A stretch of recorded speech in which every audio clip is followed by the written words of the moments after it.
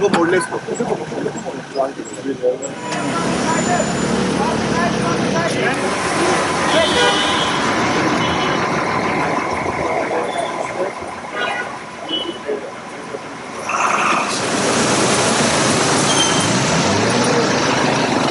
गिरी हुई है केबल ही ठीक ऊपर गिरी हुई है ये जो।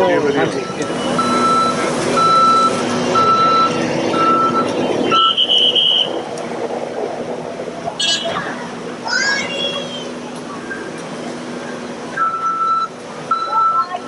गाड़ी है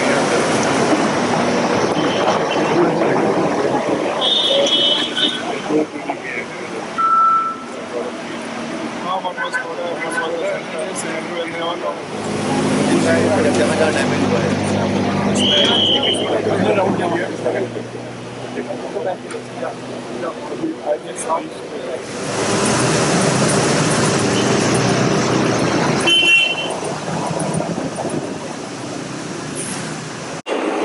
ये पिछली रात जो है बहुत ज़्यादा बारिश शिमला में हुई है। वैसे तो प्रदेश के विभिन्न क्षेत्रों में हुई है।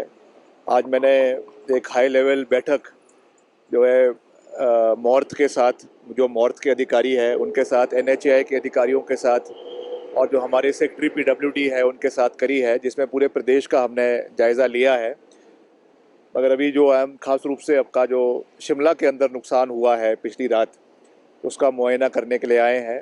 जो हमारे माननीय विधायक जी है शिमला शहरी के, इन्होंने पूरे क्षेत्र का दौरा किया है और जहाँ जहाँ पर भी सड़कों का रेस्टोरेशन हो रहा है, हमारे सभी डिपार्टमेंट है, चाहे PWD के है, चाहे आपके MC के हैं, सब अधिकारी मिलकर इसमें रेस्टोरेशन का कार्य कर रहे हैं।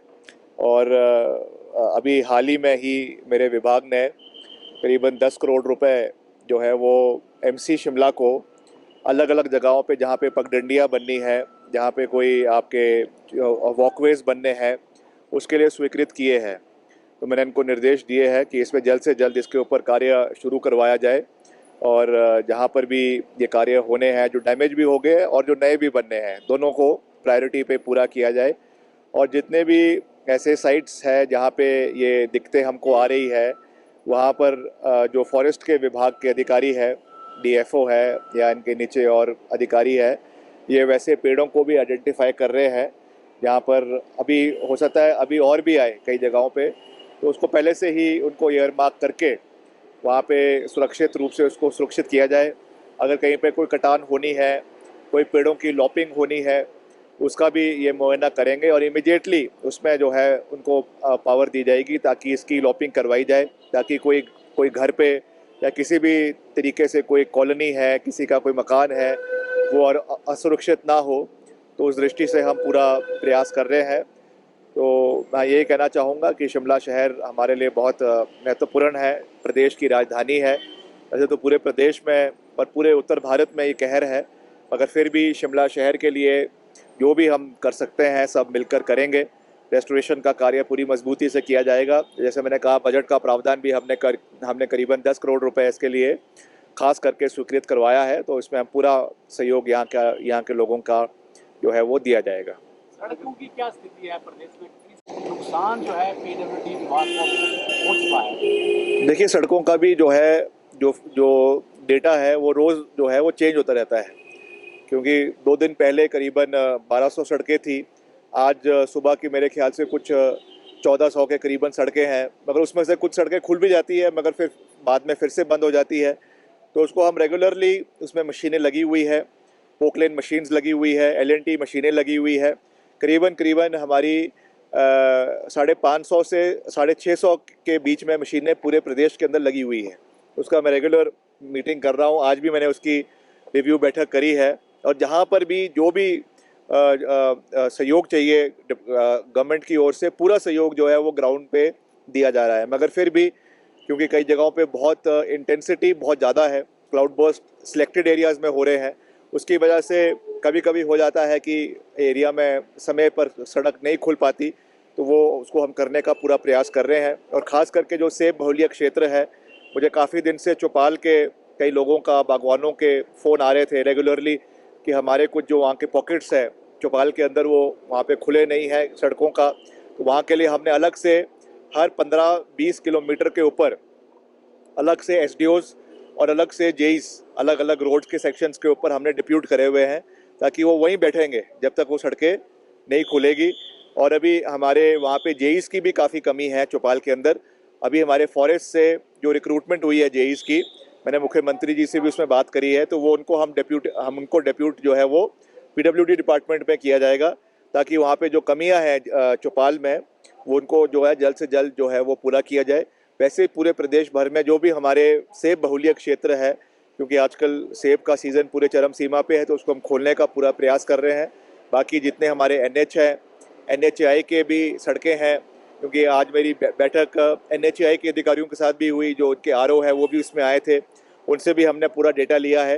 तो मिलकर हम पूरा प्रयास कर रहे हैं कि सारी सड़कों को खोला जाए, मगर क्योंकि ये एक इवॉल्विंग सिचुएशन है, रोज़ इसमें नई डेवलपमेंट्स हो रही है, तो उस दृष्टि से हम पूरा प्रयास कर रहे हैं।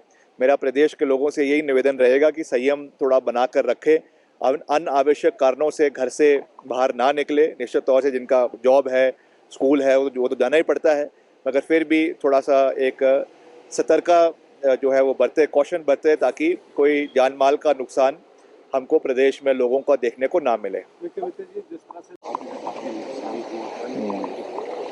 नहीं, देखिए, मैं सुबह देख रहा था, बल्कि जो हमारे अभी सेक्रेटरी है मेरे डिपार्टमेंट के पीडब्ल्यूडी के, उनके पास जो है वो एचआरटीसी का भी जिम्मा है ट्रांसपोर्ट का, तो मैंने उनको भी अवगत करवाया इसके बारे में कि बहुत ज़्यादा नुकसान धर्मपुर में हुआ। वहाँ का जो बस स्टैंड है वो पूरे तरीके से क्षतिग्रस्त हो गया है। हमने भी उसकी तस्वीरें देखी कि सारी बसें जो है वो पानी में तैर रही थी, तो बहुत चिंताजनक स्थिति है।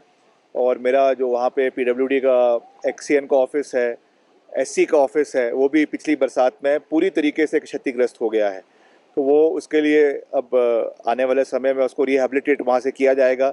मगर सरकार ने इसमें ये अच्छा निर्णय लिया है कि कोई भी सरकारी भवन, वैसे तो ये टीसीपी में सब जगह लागू होगा, मगर प्राइमरीली जितने भी सरकारी भवन है वो नदी नालों से कम 100 मीटर के फासले पर ही जो है वो बनाए जाएंगे, ताकि इस तरीके की जो हमको समस्याएं देखने को मिल रही है, ओवर फ्लडिंग की वजह से वो बह रहा है, ये हमारे लिए बहुत बड़ा चिंता का विषय है। और आज एक और जो बहुत महत्वपूर्ण विषय पे हमने बैठक करी, वो जो हमारा ब्यास नदी है उसके ऊपर जो ड्रेजिंग नहीं हो पा रही थी, बड़े समय से बड़े बोल्डर्स उसमें अलग अलग पहाड़ियों से आते हैं, जिसकी वजह से जो पानी का आपका फ्लो है वो जो है डाइवर्ट हो जाता है, और उससे बहुत से हमारा जो एनएच है या एनएचएआई की रोड्स है वो डैमेज हो रही है।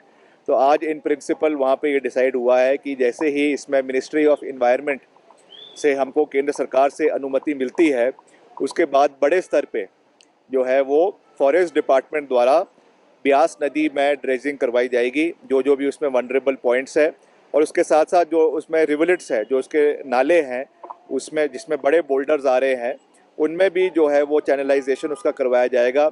उसमें जो है डैम्स बनाए जाएंगे, चेक डैम्स बनाए जाएंगे, उसका सारा बजट जो है वो एनएचएआई के माध्यम से दिया जाएगा, ताकि भविष्य में इस तरीके का जो नुकसान हमारा कुल्लू मनाली में हुआ है वो भविष्य में ना हो। उस दृष्टि से आज की जो ये बैठक थी वो बहुत महत्वपूर्ण थी। सर, जो ऊपर से स्लाइड आता है उसको करके धंस गई है, बह गई हैं, उनको ठीक करना कितनी बड़ी चुनौती है पीडब्ल्यूडी विभाग के लिए? देखिए, चुनौती है, बिल्कुल है, मगर उसको हम पूरी मजबूती से पूरा कर रहे हैं। कई जगहों पे क्या हो रहा है कि क्रेट वॉल्स लग रही है। क्रेट वॉल जो है पत्थर की क्रेट वॉल्स है, जो तारों से बनकर करती है, तो वो कई जगहों पे वेट नहीं ले पा रही है। हमारे कई पीएमजेएसवाई की सड़कें हैं जिसमें क्रेट वॉल लगी है, जो आपके वो वेट नहीं ले पा रही है। तो हमने ये कहा है कि जहाँ जहाँ पर पे इस तरीके का समस्या आ रही है, वहाँ पे कंक्रीट की जो है वो वॉल्स को आने वाले समय में डंगे स्टेप्स में लगाए जाए, और उसमें प्रॉपर निकासी पानी की हो, ताकि जब इसमें वेट पड़ता है तो उससे ज़्यादा डैमेज जो है वो ना हो। तो उसमें हम आइडेंटिफाई कर रहे हैं जहाँ जहाँ पर भी ये समस्या आ रही है उसको हम करेंगे। दूसरा, कलवर्ट्स को खोलने के लिए भी हमने सख्त आदेश डिपार्टमेंट को दिए हैं कि सख्त उसमें जो है जहाँ जहाँ पर भी कलवर्ट लोग बंद कर देते हैं उनको खोला जाए। और तीसरा, जो सबसे बड़ी प्रॉब्लम पूरे प्रदेश में मुझे देखने को मिली है कि जहाँ पर भी जो सड़कें बनी हैं, पहले भी अगर बनी है, कोई पीएमजेएसवाई की बनी है, नाबार्ड की बनी है, सीआरएफ की बनी है, उसमें जो मकिंग, जो आपका जो डंपिंग हुई है मक की, वो कई जगहों पे तो परमिशन के साथ हुई है, कई जगहों पे बिना परमिशन के जो है नालों में वो भर दिया गया है। आज वही मलबा, वही मक जो है वो पानी के साथ फ्लो होकर सड़कों पे आ रहा है, और उसकी वजह से जो डैमेज है, नुकसान है, उसकी जो इंटेंसिटी है वो कई गुना बढ़ गई है।